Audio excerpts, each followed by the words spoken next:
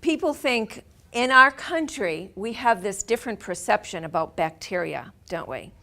It's like, wipe it out, kill it, it's bacteria. It is not bad. There's some bad bacteria, but most of it is healthful for us.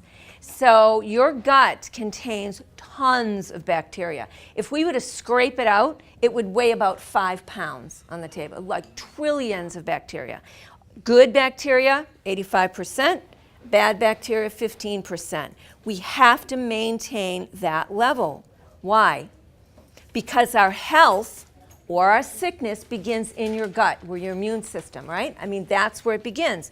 So why do you think maybe the bad bacteria would begin to win? What are some things? Anybody? How about antibiotics? Hello, antibiotics. Probiotic, pro means for, towards. Biotic is life. So probiotic, for life. Antibiotic, what does anti mean? Against, right? It means kill. So we don't want to kill the bacteria. We want to add the good guys. When you add the good guys, your body was designed so that you could heal, wasn't it? If I cut myself, what happens? You heal. You heal. You get a what do you call it? Scab. Thank you. And so what if I took a knife and I just kept whacking the scab off? My body is still self-healing, but what have I done? I've interfered with the process because I'm taking that scab off, and it's not having the chance to heal. So what you want to do is, by using probiotics, food, good things, you want to add that into your body, and what happens? The good guys are winning, and what's going on? When the good guys win, health takes over. So you want to be healthy. What's happened in our country is we went from the healthiest nation 120 years ago to the sickest nation on the planet with the highest healthcare costs. But that is where's my soapbox? I don't want to get into that, but come to another class and I just may let loose. So what we want to do is we want to take charge of our own health. This is one of the many ways you can do it. We used to have we didn't have refrigeration back in the day. How did we keep our food from spoiling? Hello. Salt brine, right? Pickling. Over in Germany, what do they eat? Sauerkraut, right? In the Orient, what do they eat? Kimchi, things like that. The only difference is the vegetables you're using and what you're flavoring your brine with, okay? So, without further ado, let's begin. We're going to make some today, and then I'm going to let you taste some. And then I also brought some kits if anybody does want to get started. Now, you might hear a Boston accent, okay? I've been here 38 years. I've been here longer than I was there, so I am a Southerner by choice. So, if you don't hear it, if you don't get what I'm saying, Janice, you'll have to, you translate. Thank you. So what I'm doing is, you can pickle just about anything. I especially love asparagus. Asparagus is really good to pickle. Of course, cucumbers, right? Cucumbers, great. But we think of cucumbers, we think of pickles, right? Okay.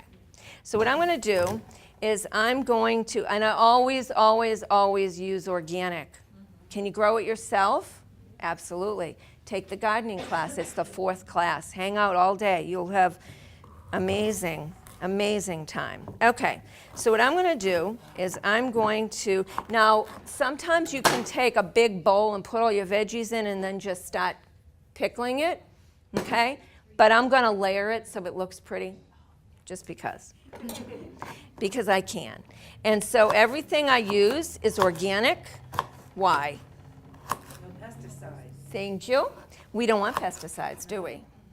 Are we forced to have pesticides in our food? Pretty much. So, and now we have genetically modified things. That's another, where is my soapbox when I need it? That's another whole thing that's really got a lot of people very, very concerned, is genetically modified because they're not labeling it, okay? So, sad day. Okay, Carrots are nice and colorful. This is so funny because I usually have lots of colors, and I had celery and broccoli and onions and garlic left. And I made and it's delicious, just so you know. So usually it's like I've got like color, but I didn't for that. And I'll swap out color so that you really see the difference. You want to just cut your vegetables into little bite-sized pieces. Some people like bigger chunks than others. You don't have to be, it's whatever your family prefers. You like small chunks? I like small chunks. I put this a lot on the top of my salad, and a lot of times I actually use the brine as part of my dressing. It's really good for you. So, why waste it, right? I've been known to just chug the rest of the brine when it's done. Yeah, they'll find me in the kitchen. They'll go, "What are you doing?" And I'm like, "I'm getting healthy." So, and it's funny because a lot of people say, how did you start doing all this stuff?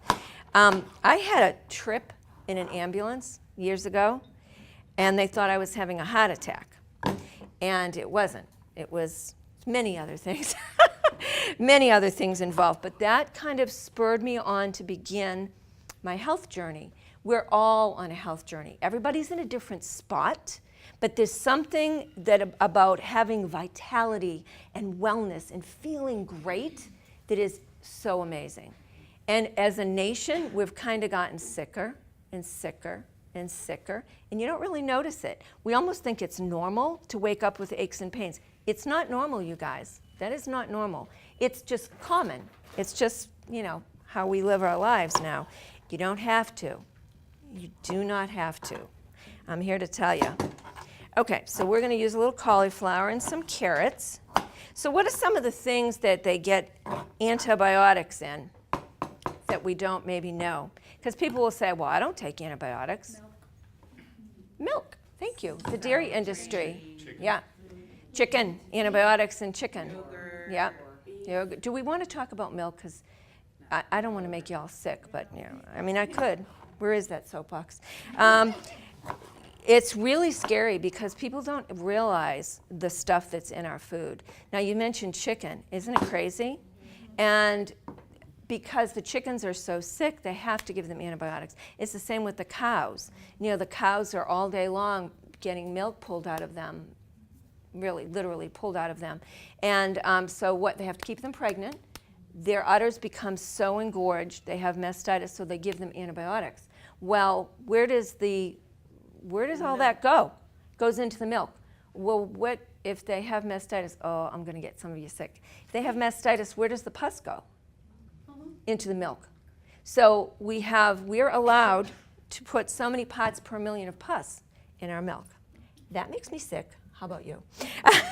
So that's why you always want to go a step above. Use the best. When you're dealing with your family, be good to your family. Be healthy. Do the best water for your veg. Use organic. Try to do the best you can. Okay, So are you saying with the milk, do organic or do a non-milk product? I don't use milk. I use a non. Do almond milk. Yeah. Cashew milk. Yeah, there's a lot of great milks out there, and there's a lot you can make yourself in a good blender. There's nothing like having some almond milk that you've just made yourself. Fabulous. So. And anyway, I don't want to get on my soapbox because it's really handy today. Okay, so here we go. Now it's looking pretty, isn't it? Looking very pretty. Oh my God, this is P-U-R-D-Y. So, do y'all know what this is? This is a little piece of cabbage. Okay. Now I like to make sauerkraut. I make sauerkraut in this just as well. I used to make it in a big crock. With the nice big rim on it and everything. And it would take me like a month, sometimes 6 weeks, to make sauerkraut, to have it like just right. Guess how long it takes in a perfect pickler? 3 days. 3 days. I'll show you. It's 3 days. Yeah. It's the guy that did the science behind this, incredible. And you can get lots of books on this in the library. Oh, we're in the library, so there you go. Just stop right outside and see Danielle. She will help you. So, All right, so we're going to put our, and everything I'm using, like I said, is organic. Oh, let's do some onion. Everybody want to cry? This is a very big onion. I was going to bring garlic too, but I didn't. All right. This onions always make me cry, so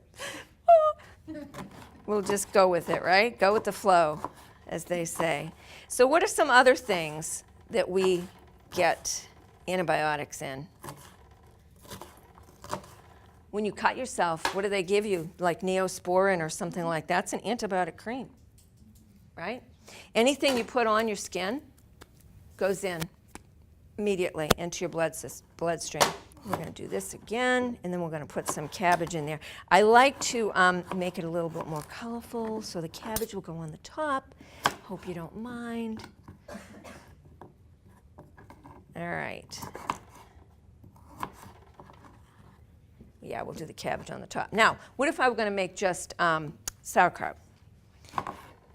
What you do is you take your cabbage, you shred it up, cut it up, nice and small in a bowl, and then you add your salt and you pound it. You can pound it with a baseball bat. I have a cabbage shredder. You can do a cabbage pounder. It's actually used for that. You can pound it with anything. A meat cleaver, you know. You can do, but what you're doing is all that water that's being held in the cabbage is coming out, okay? And then you just need to add a little bit of extra water when you're done. All these recipes I can give you. I'll just email you guys, and I'll give you all the information. All right, here we go. How simple is this? Now see, I was just too busy talking. This is it. And doesn't it look pretty? It's hard to believe that this is so good for your gut. So what I'm trying to do is I'm going to get it so packed, so good, and then we're going to put our brine in there. We make our own brine. You don't use vinegar. Lots of people, when they come to a class like this, they think, oh, we got to get vinegar. No, no, no, no. You're making your own. So there we go. That should be just perfect. Now, I got to clean up my area as I go. Otherwise, I can't see anything. All right, so what we're going to do is make our brine. Simple, easy peasy. Let's talk about flavoring for your brine, first of all. Normally, most of us run to the store to get our herbs, right? We would go and we'd get dill. I love dill. Dill is like one of my favorite things to use in here. And ginger. I love making ginger brine. I love black pepper. I love all of that. Celery, that's another wonderful. So what happens? You go to the store and you purchase like basil or dill, and you use a little bit and you put it in there and you get your brine going. And then you go to make another batch like a few days later, and what happens? It's like this green, goopy mess in your refrigerator because it goes bad. So unless you're growing your own herbs all year round, I mean, that would be a solution, because you know where they came from, don't you? You know where they came from. If they come from the grocery store, you have to get organic. Why? Because they're going to be loaded with pesticides, and they're going to be irradiated so that they don't go bad as quickly. Isn't that crazy? What's radiation? I don't know about you, but they say it causes cancer. So you were putting this cancer, it's crazy. Where is my soapbox?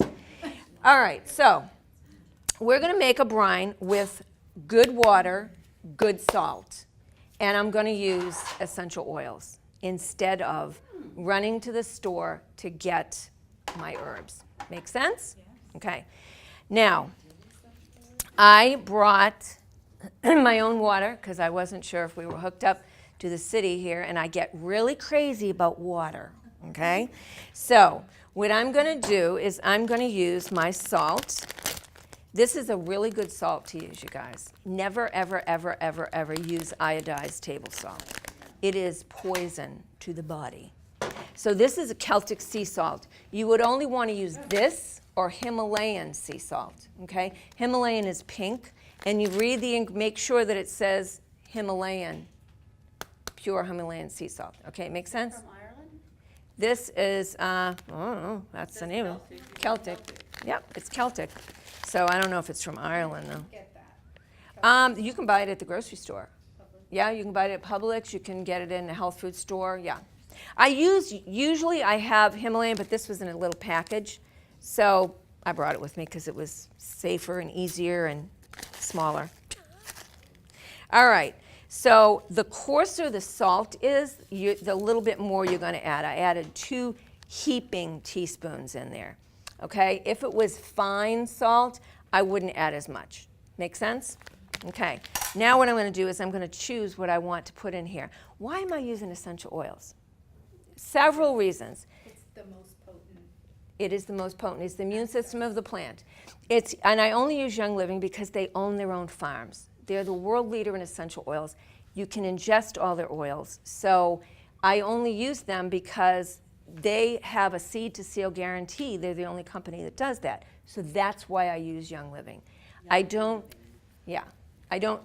trust another, like if I used to run down the road to, can I say leaves and roots here? But I mean, they don't know where their oils come from. But Young Living owns all their own farms and their own distilleries. So everything's distilled right there. There's no other stuff in it. So I'm going to use black pepper because I told you I love black pepper. You can't use regular black pepper? I could use peppercorns. Sure, absolutely. But I have my oils.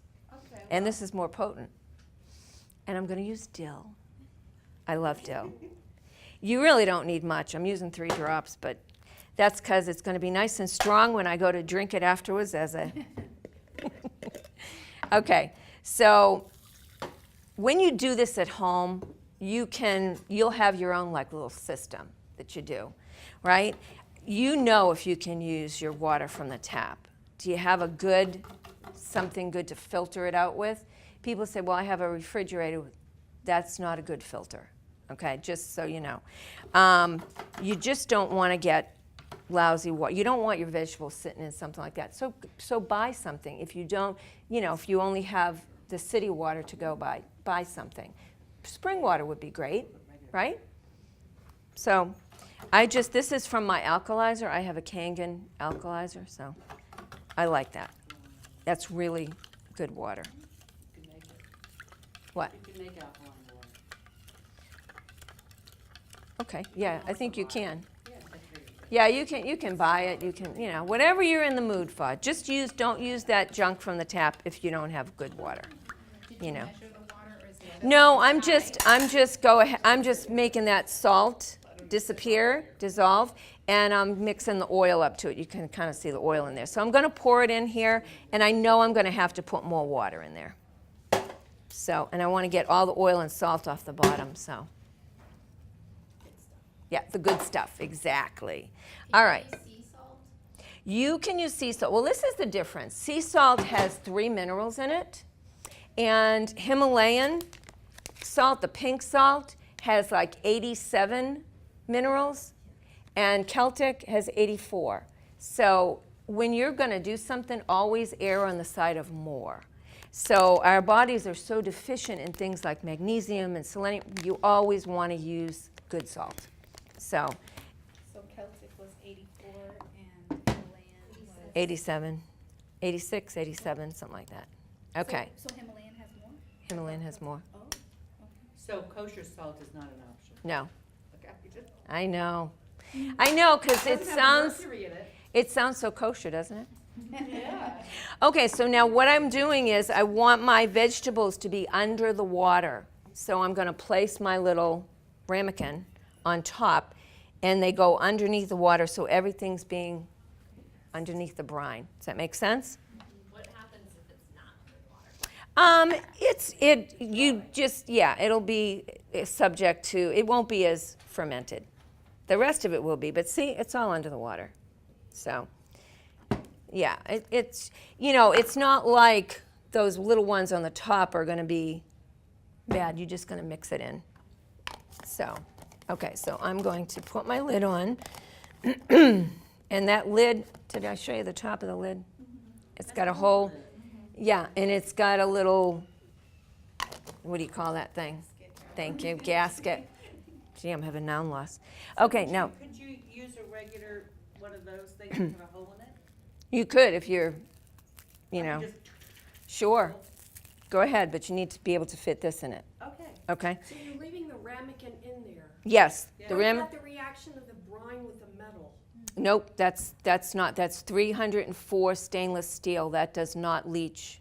So 304 stainless steel is the good stainless steel. It's not aluminum. Yeah, so that is the good stuff. And then what I did, I put the water in here ahead of time. This you don't have to worry about because this water isn't going anywhere. This is a little, I had to bring this from my house like this because I wasn't sure if I could like get that water in that little hole. Okay, so you'll notice if you look at the top, there's little tiny holes in the top, okay? So what you're gonna do is you're gonna put this in here like so. And what you're doing is, because there's holes in the top, as this begins to ferment and bubble, all your oxygen, all your gases come out the top. None of the bad stuff can get in. This is totally, perfectly, amazingly safe. So you don't have to be like, I don't know, I left it out for 4 days, can I eat it? Oh my gosh, I forgot about it, I left it for 2 weeks, can I eat it? Absolutely, absolutely. It's fermenting nicely. Now in about an hour, 2 hours, we'll see bubbles start coming up. And it's just the most amazing process. So you can have these all lined up under your counter, and you can just have this amazing health for your gut. It's great on salads. You can eat just a little bowl of it. It's just amazing. Does it have to be in the dark? Is it under the It really have to be in the dark. I just put it, I usually put it like a, I have a counter thing, not a hood, but it comes down like a bread thing, Yeah. kind of comes down. You don't have to, but I wouldn't put it on the windowsill in the sunlight. So, yeah. Is there And- a cap on top that's Yes. not allowing anything out? That's not allowing all the bad stuff in. The holes on the top are so fine. There You are can holes see it. on the top? Yes. Okay. I Yeah, didn't know. there's holes on the little top. And you put water in it, you said.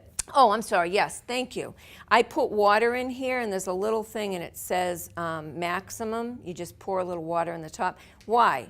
Because the gas can get through to get out, but it can't get in. The bad stuff cannot get in. That's why you have the water in there. It's a seal. When you do your sauerkraut in one of those big crocks like I have, you have to put water or oil to seal that as well, because the gas has to get out, but no bad stuff can come in. Because remember, good bacteria's got to win, bad bacteria. We don't want to kill everything. We want to add the good, add the good, add the good. This is one thing you're adding that is great for your health. Does that make sense? Questions? What about the lids that have the one-way valves and the pump to create the vacuum? Say that again, the lid? So it's the same setup there, except Yeah. there's a one-way valve. Yes. So air can't go in, but it can Correct. It can escape, but it can't come in. Correct. escape. Yeah. Would that be, That's exactly the way to explain it, which is why I didn't. So, yeah, that's exactly what it is. They use these in brewing like beers and things like that too. Yes. And you can seal it without one of those as long as you come and burp it, right? You can, but what a pain in the neck. Because if you don't remember to burp it, you know what I mean? It's better to have something like this that you just cut, put it in there, and you go. And you know what? I have forgotten mine and left it in there for a while, like 2 weeks, and it's perfectly fine. So now I put it on my calendar, and I usually try to do like a couple of these a week because we go through them. Like we started to eat this one. This is it's delicious. And I think they're both ginger. I mean, they're both dill, so sorry about that. Because the ginger's a little spicier. I like that. So the optimal time is 3 days? 3 days is all it takes. That's right. Yeah.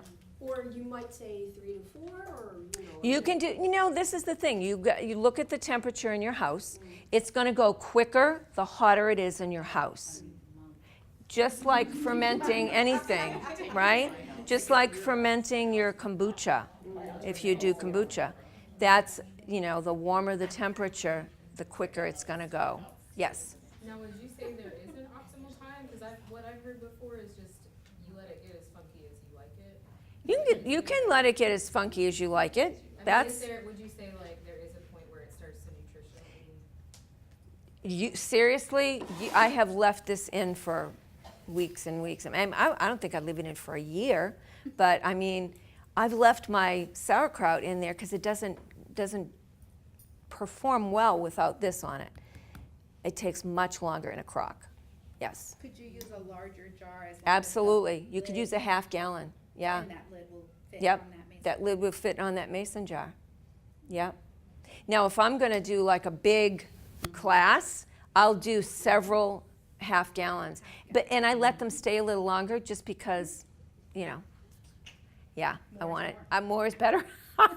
So, I let them stay a little bit longer. So, yeah, but that's a great idea. And always use organic, always use good water, and always use good salt. Those three things are going to be, it's amazing.